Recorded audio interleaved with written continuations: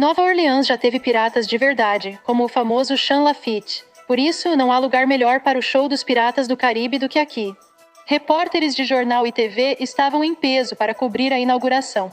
1966 foi um ano de estreias.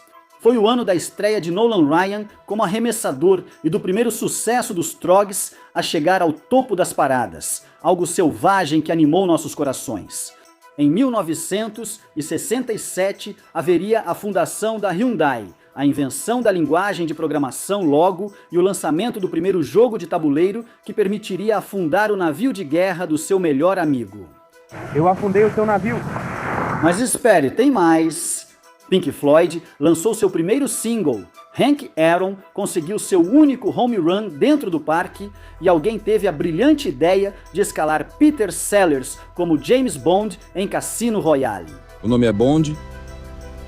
James Bond. Não é aquele Cassino Royale. Bem-vindo ao falso, Sr. Volt. Aí está. E agora vamos te levar pelas notícias, cultura, esportes, entretenimento e tudo o que foi estranho em 1967. Porque este é o Timeline.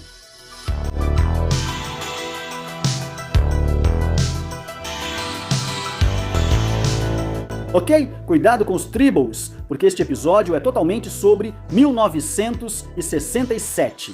Antes de começarmos, inscreva-se no canal Weird History e conte nos comentários quais aspectos dos anos 60 mais te interessam. Você está pronto para saber o que ocorreu no ano em que Grace Slick buscou alguém para amar? Quero vencer por mim mesmo. Agora desligue e não me incomode.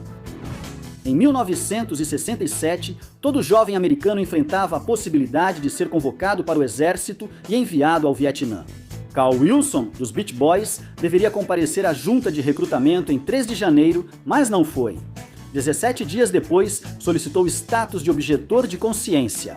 Mas não é bem assim que funciona, então ele acabou sendo indiciado, preso e condenado a prestar serviços comunitários, para os quais também não compareceu. A denunciante afirmou que ele estava pintado como índio. Isso procede? Realidade, cara, realidade. Eu vi o centro da Terra, a criação. Qual é o seu nome, filho? Você não sabe o meu nome? Meu nome é Garoto Azul. O que acha, Joe? Cambalhotas? Cubos de açúcar. Acho que seu agente de apostas tomou aquele ácido que ouvimos falar. No dia 14 de janeiro, entre 20 e 30 mil pessoas apareceram no Golden Gate Park de São Francisco para o Human Be In. O evento, que buscava aliviar tensões entre ativistas anti-guerra, defensores da liberdade de expressão e o movimento hippie, teve palestrantes como Timothy Leary, Ligue-se, sintonize-se, caia fora. E bandas como The Grateful Dead. A grande participação surpreendeu os americanos, tornando Haight-Ashbury um destino para os jovens e iniciando o verão do amor. Os Rolling Stones estavam programados para aparecer no Ed Sullivan Show em 15 de janeiro e a banda planejava apresentar seu sucesso Let's Spend the Night Together. Os produtores acharam ousado demais e pediram que mudassem a letra para a versão mais suave, Let's Spend Some Time Together. Apesar da fama de Bad Boys, os Stones aceitaram. Mick Jagger, porém, sempre revirava os olhos para a câmera ao cantar a letra alterada. Os Stones estavam dispostos a trabalhar com Sullivan, mas os Doors, bem, nem tanto. O grupo apareceu no programa em 17 de setembro para tocar seu sucesso, Light My Fire. Sullivan pediu que mudassem o verso. Garota, nós não poderíamos ficar mais chapados. Jim Morrison concordou. Quando chegou a hora, Morrison cantou a letra original, fazendo Sullivan bani-los para sempre. O primeiro teste em órbita baixa para o programa Apollo estava marcado para 21 de fevereiro, mas nunca chegou a acontecer. Isso porque, durante um ensaio em 27 de janeiro, um incêndio na cabine começou, destruindo o módulo e matando tragicamente os tripulantes Gus Grissom, Ed White e Roger B. Chaffee. Uma investigação concluiu que o incêndio foi causado por problema elétrico. Esses homens respiravam oxigênio puro e foram, de certa forma, parte desse desastre que aconteceu em milissegundos. Se há algum consolo possível em relação à morte deles, é que, sem dúvida, ela foi instantânea. Eu não estou nervoso.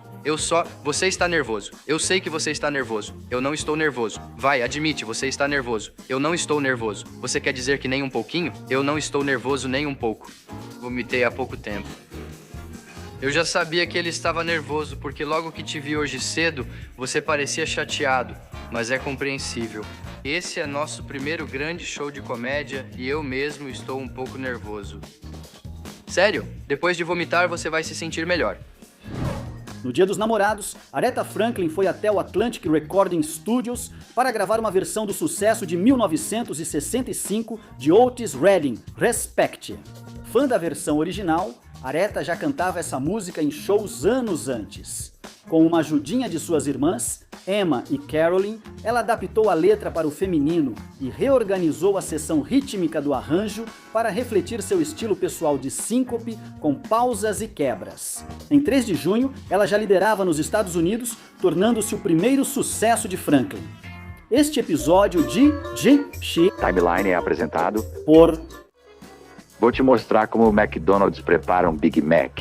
Tudo começa aqui com um pão levemente torrado, depois um hambúrguer de carne pura, uma fatia de queijo cheddar misto e um pouco de alface fresca e crocante.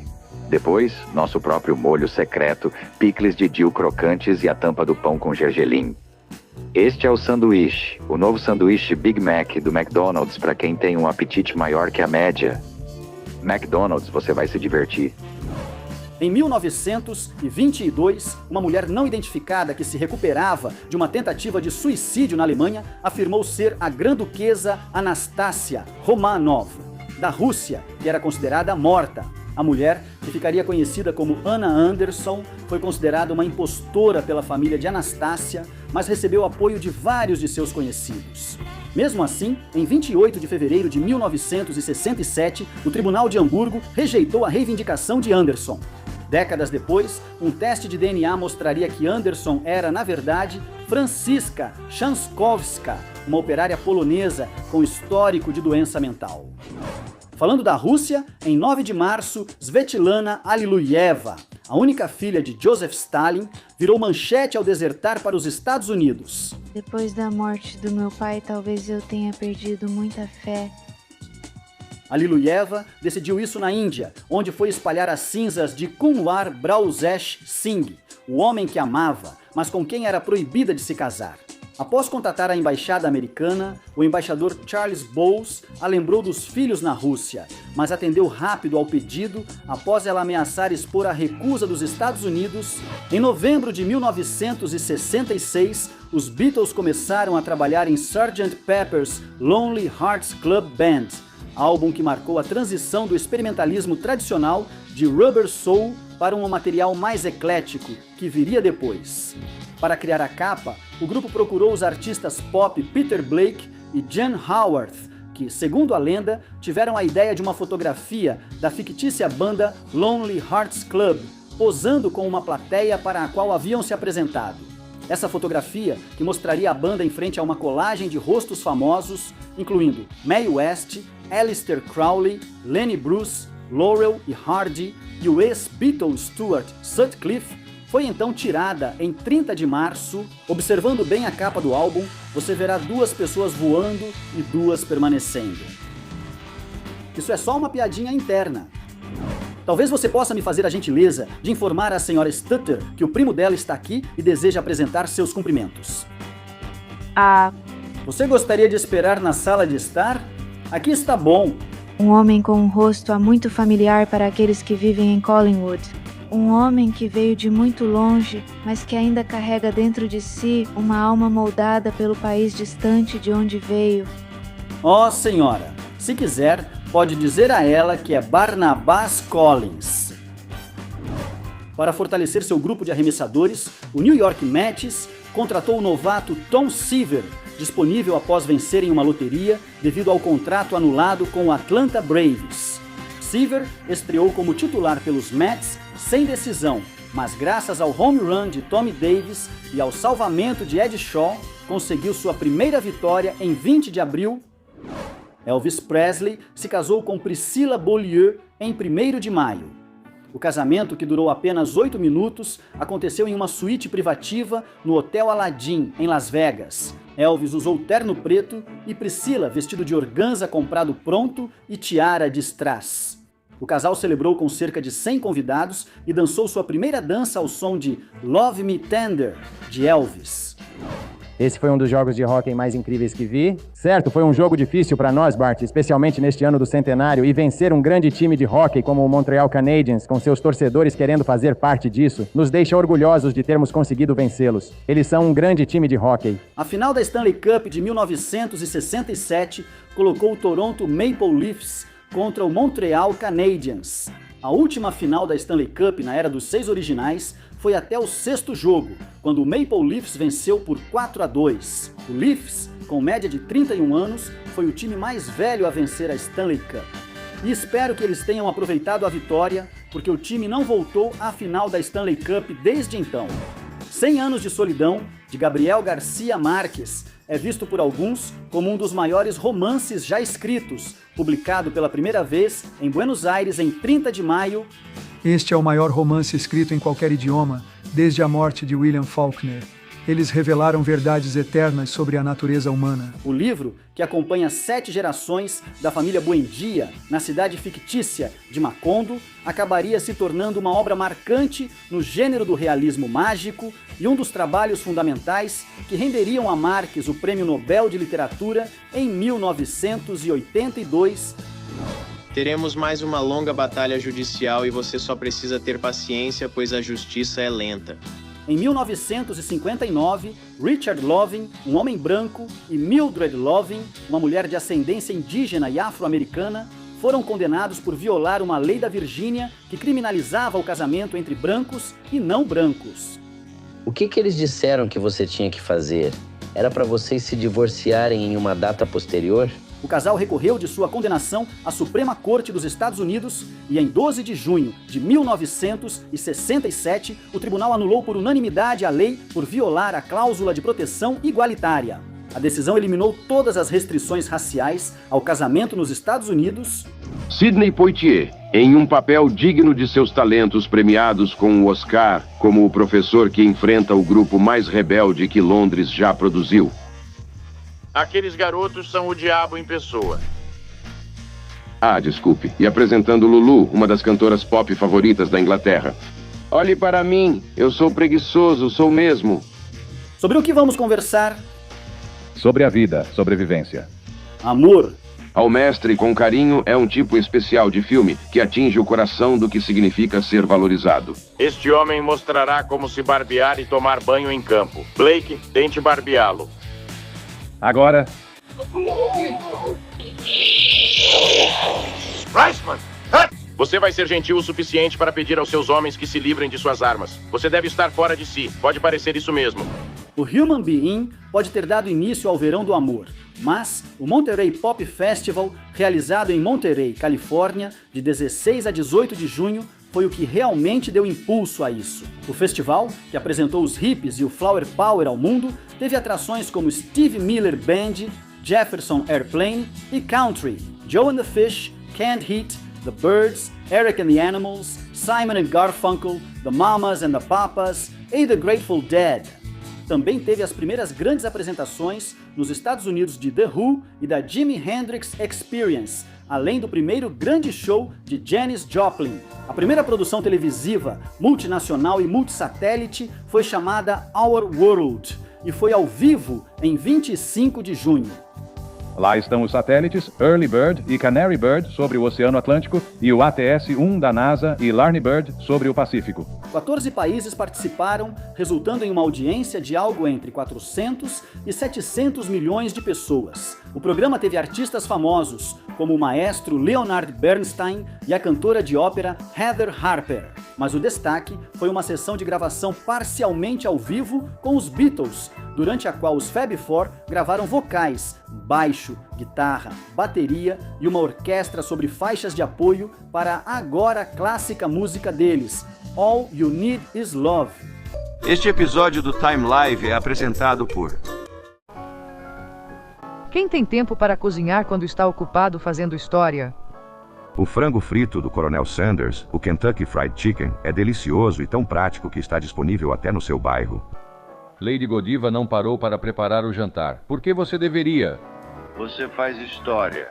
O primeiro caixa eletrônico de verdade, ou ATM, foi inventado por uma equipe liderada pelo inventor John Shepard Barron, que disse: "Tive a ideia de um dispensador de barras de chocolate, mas trocando o chocolate por dinheiro." A primeira máquina foi instalada no Barclays Bank, em Enfield, norte de Londres, em 27 de junho. E para gerar publicidade, a primeira pessoa a usá-lo foi o ator inglês Reg Barney, que na época era famoso por seu papel como Stan Butler na série de comédia On the Buses.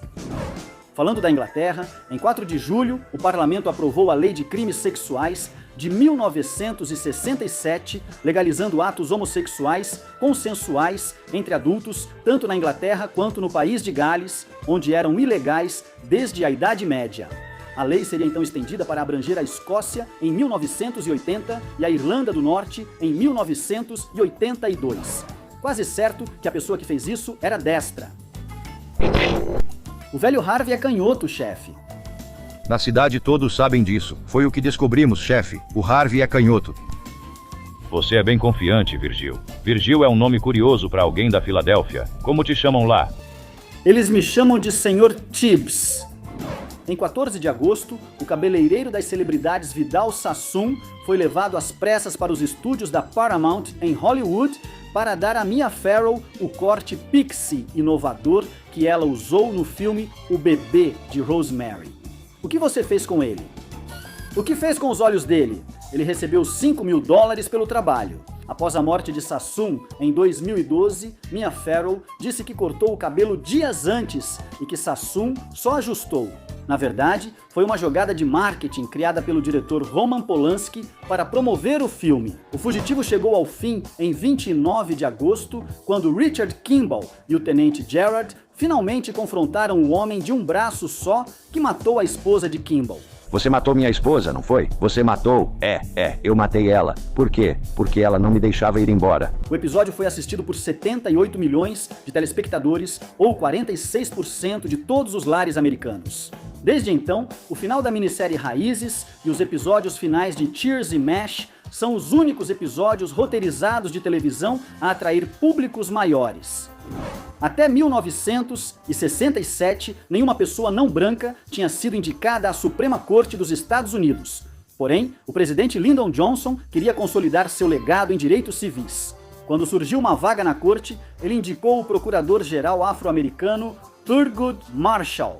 Sou advogado e represento o governo dos Estados Unidos, farei isso da melhor forma possível. O advogado que venceu o caso histórico Brown Versus Board of Education, que pôs fim à segregação legalizada na educação pública, seria confirmado em 30 de agosto.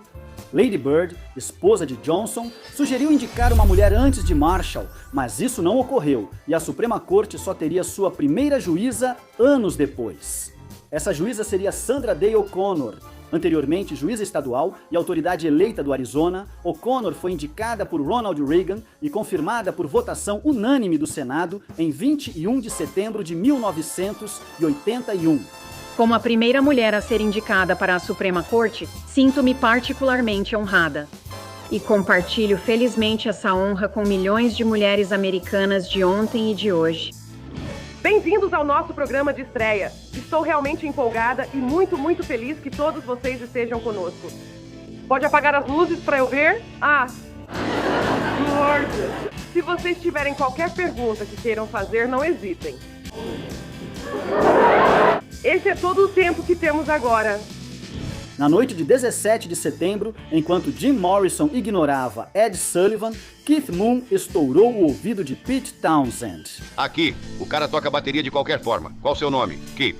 Keith, meus amigos me chamam de Keith e chamam o John. O The Who se apresentava no Smothers Brothers Comedy Hour para tocar seu sucesso My Generation, e Moon decidiu encerrar explodindo seu bumbo com pólvora.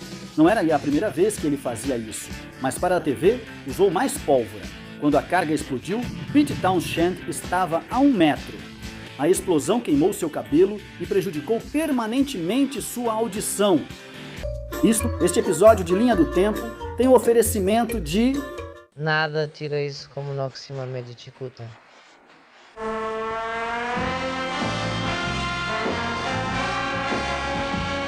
Tire isso.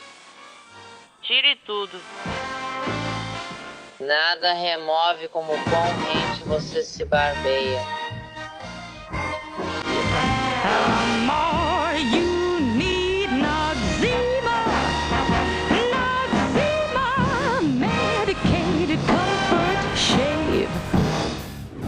Para competir com as viagens aéreas, a Cunard optou por substituir seus antigos navios-chefes, Queen Elizabeth e Queen Mary, por modelos mais novos e menores. O QE2 foi lançado em 20 de setembro e foi batizado pela própria Rainha Elizabeth II. Eu dei a este navio o nome de Rainha Elizabeth II. A Cunard diz que o navio não foi nomeado em homenagem a ela, mas é apenas o segundo a levar o nome Queen Elizabeth. No dia 20 de outubro, os cineastas Roger Patterson e Robert Gamlin estavam gravando um pseudo-documentário sobre cowboys caçando o pé grande nas florestas do norte da Califórnia, quando um deles avistou a própria criatura. Eles conseguiram capturar algumas imagens tremidas do suposto Sasquatch, e nas décadas seguintes, esse filme receberia enorme atenção tanto de crentes quanto de céticos, trazendo à lenda um nível de atenção que ela nunca tinha tido antes. Mohammad Reza Pahlavi tornou-se Shah do Irã em 1941, mas só em 1967 ele foi coroado como Shahin Shah, ou Rei dos Reis. Mohammad Reza Pahlavi afirmava não merecer o título até então, pois seu país era muito pobre. Porém, a crescente riqueza do petróleo mudou tudo e o Shah foi coroado rei em 26 de outubro. 26 de outubro também marcou o dia em que John McCain, futuro candidato à presidência, voava em sua 23ª missão de bombardeio sobre o Vietnã do Norte quando sua aeronave foi abatida. McCain foi capturado e preso no campo de prisioneiros de guerra Hanoi Hilton, onde foi torturado, tentou se suicidar e aceitou gravar um vídeo de propaganda para seus captores. Eu só gostaria de conversar. Sobre o quê? Não melhore. Ele acabaria sendo libertado após 5 anos e meio, em 14 de março de 1973. Você se acostuma a usar essas correntes com o tempo, Lou, mas nunca deixa de ouvir o barulho delas. Elas vão te lembrar do que eu venho dizendo. Não adianta. Queria que você parasse de ser tão bom comigo, Kevin. Deixa! O que temos aqui é uma falha de comunicação. No dia 9 de novembro, foi lançada essa primeira edição da revista Rolling Stone, fundada em São Francisco por Jan Wenner e Ralph J. Gleason, usando $500 emprestados dos pais e futuros sogros de Wenner. A revista prometia cobrir música, política e cultura popular. Rock and roll é outra coisa, não é algo sério, é algo que diz. Divirta-se! Essa primeira edição trouxe John Lennon na capa e tinha o preço de capa de 25 centavos.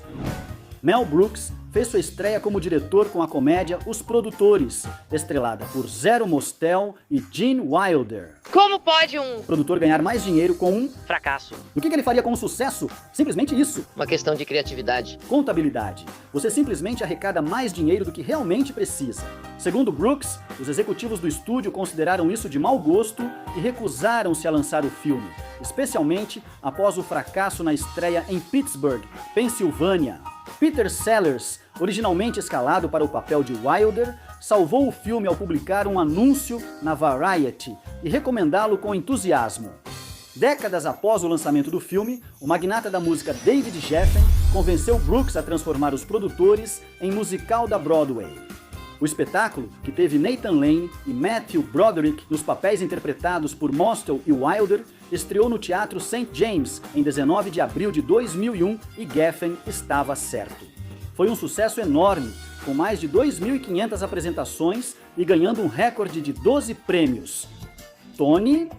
Em 3 de dezembro, o Dr. Christian Barnard fez história na medicina ao transplantar o coração da vítima de acidente Denise Darville para Louis Washkonsky, de 54 anos. Apesar do transplante de coração de chimpanzé em humano em 1964 ter algum sucesso, o de Barnard foi o primeiro transplante bem-sucedido de coração humano em humano.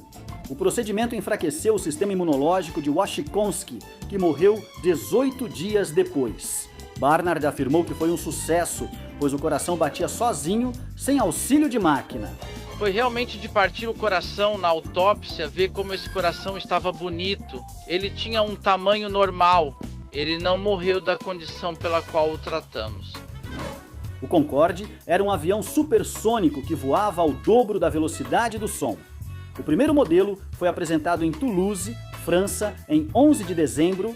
Apesar disso, sua viagem inaugural só aconteceria em 2 de março de 1969 e ele só começaria oficialmente o serviço comercial transatlântico em 1976.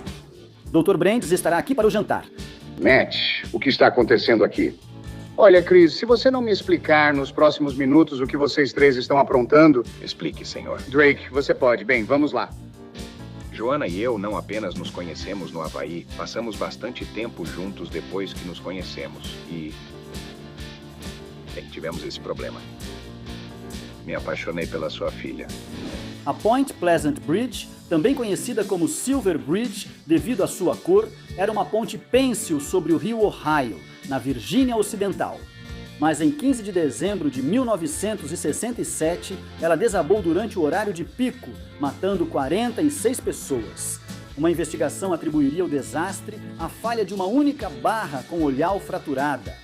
O autor John Keel, no entanto, relacionaria o desabamento a um críptido então pouco conhecido chamado O Homem-Mariposa, ligando-os em vários de seus livros, incluindo As Profecias do Homem-Mariposa, de 1975. A Primeira Noite de um Homem traz Dustin Hoffman como Benjamin Braddock, recém-formado seduzido pela Sra. Robinson, uma mulher mais velha interpretada por Anne Bancroft.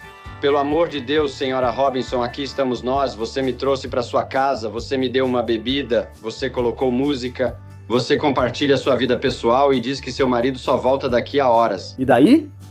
Senhora Robinson está tentando me seduzir.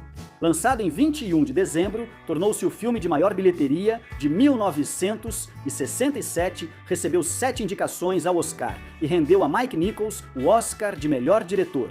Também contou com uma trilha sonora da dupla de folk rock Simon e Garfunkel, que incluía lançamentos anteriores como The Sound of Silence, além de músicas inéditas como a agora icônica Mrs. Robinson. Finalmente, em 31 de dezembro, o motociclista dublê Evel Knievel tentou saltar com sua moto 43 metros sobre as fontes do Caesars Palace Casino. Uma manobra muito divulgada atraiu enorme multidão e por um momento tudo parecia perfeito. Porém, a roda traseira de Knievel prendeu na rampa de aterrissagem, lançando-o por cima do guidão e contra o asfalto. Ele sobreviveu, mas o acidente deixou Knievel com uma concussão, além de fraturas graves na pelve, fêmur, punho e tornozelos. E foi assim que 1967 terminou. A Rolling Stone estava a caminho de se tornar uma grande força no mundo da música. Mel Brooks estava a caminho de se tornar uma lenda da comédia. E Evel Knievel estava a caminho do hospital. Mas os anos 60 ainda reservavam muita coisa. Nos vemos aqui de novo em 1968. E aí, o que você achou? E qual desses acontecimentos você achou mais interessante? Conta pra gente nos comentários abaixo. E aproveita para conferir alguns desses outros vídeos de Linha do Tempo.